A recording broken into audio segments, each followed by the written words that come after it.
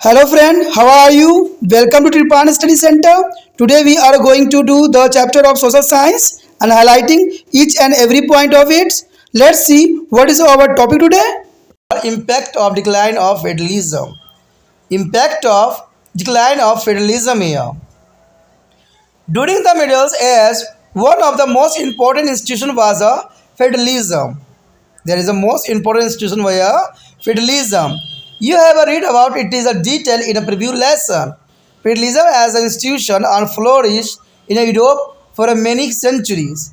But with the rise of the middle class, it started to be decline. There is a middle class here started to decline. A rise of powerful kingdom as well as warfare between to the federal lord and further lead to be a decline. Emergence of new towns and cities and the level of the trade also lead to degradations of federal system. These towns were centers of production and were governed by the selected representatives.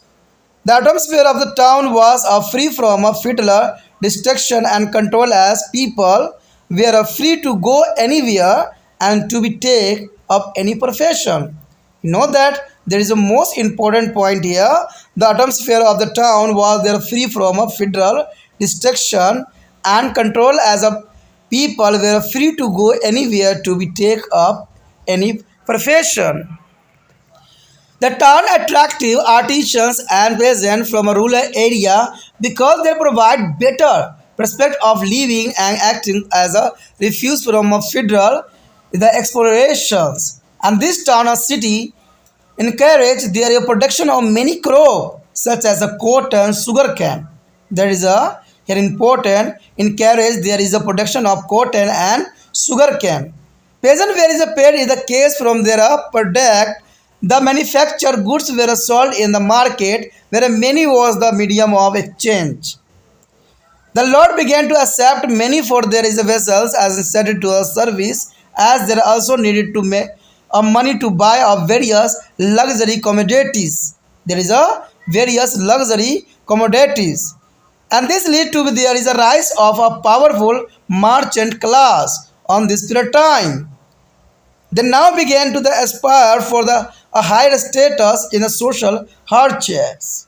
The hurricanes is important. There is began to be support. The powerful marches to be undermine their position of the federal lord, which beacon their federal structure and led to be a decline of the federal order. यहाँ पर जो हम chapter करने जा रहे हैं कहते हैं आधुनिक विश्व एक। देखिए आधुनिक विश्व के अंतर्गत हम ये जो है चैप्टर करेंगे जिसमें फर्स्ट जो यहाँ पर पॉइंट आया है समतावाद के पतन के प्रभाव, यानी फेडरलिज्म के डिक्लाइन होने के क्या कारण थे, समतावाद के पतन होने के कारणों पे हम यहाँ विचार विमर्श करेंगे। अगर हम बात करें मध्यकालीन युग के दौरान सबसे महत्वपूर्ण संस्थाओं में एक जो था समानतावाद था। समानतावाद यानी फेडरलिज्म, आपने इसके बारे में पिछले पाठ में विस्तार से पढ़ा था। समानतावाद एक संस्था के रूप में कई शताब्दी तक फलता फूलता रहा, लेकिन मध्यम वर्ग के उदय के साथ ही इसका पतन शुरू हो गया। क्योंकि देखा जाए जब मध्यम वर्ग का उदय हुआ तो इसका पतन होना स्वाभाविक बन गया।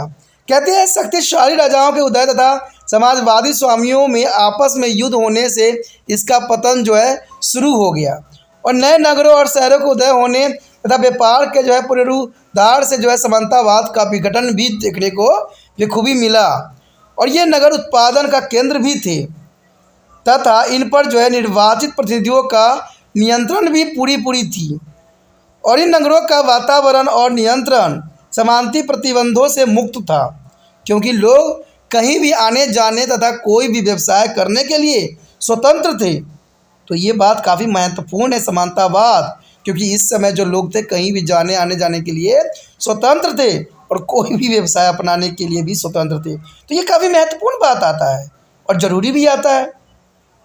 नगरों ने कारीगरों और किसानों को उत्कृष्ट भी किया, क्योंकि उन्होंने जीवन के बेहतर संभावनाएं जो है उपलब्ध कराया तथा समानती जो है शोषणों से छुटकारा भी दिलाया, जो कि काफ़ी महत्व रखता है। इन नगरों और शहरों को कपास और गन्ना के रूप में कई फसलों के उत्पादक और प्रोत्साहन भी किया गया। यानी देखा जाए तो नगरों में जो है शहरों ने कपास और गन्ना के फसलों को उत्पादन के लिए काफ़ी प्रोत्साहित किया। कहते हैं कृषकों के अपने उत्पाद का नगद भुगतान भी मिलता था। विनिर्मित वस्तुओं के बाजार में बेचा जाता था और जहां विनिमय का माध्यम पैसा होता था।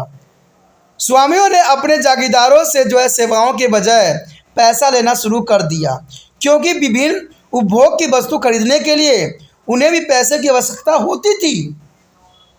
और इससे शक्तिशाली व्यापारी वर्ग का उदय हुआ। क्योंकि देखा जाए तो ये बहुत काफ़ी महत्वपूर्ण बात है कि स्वामियों ने अपने जागीरदारों के सेवाओं के बजाय पैसा लेने के शुरू कर दिया, जिससे इस कारण क्या हुआ, विभिन्न जो है उपभोगों की वस्तु खरीदने के लिए उन्हें पैसों की आवश्यकता होती थी और इससे जो है शक्तिशाली व्यापारी वर्ग का उदय हुआ। अब उन्होंने जो है समाज में बेहतर रुतबा रखने की लालसा होने लगी। उन्होंने जो है समानताओं में स्वामियों की स्थिति को कमज़ोर करने के लिए शक्तिशाली सम्राटों को समर्थन देना आरंभ कर दिया। ये वही समय काल था जहाँ पर जो है सम्राटों का समर्थन जो है आम व्यापारी दिया करते थे, जिसकी वजह से जो है सम्राटों की शक्ति दिन दोगुनी चार गुनी हो गई, जिससे सामंती संरचना कमज़ोर हो गई और इससे सामंती वर्ग का पतन होना एक स्वाभाविक बना दिया, जो कि काफ़ी महत्वपूर्ण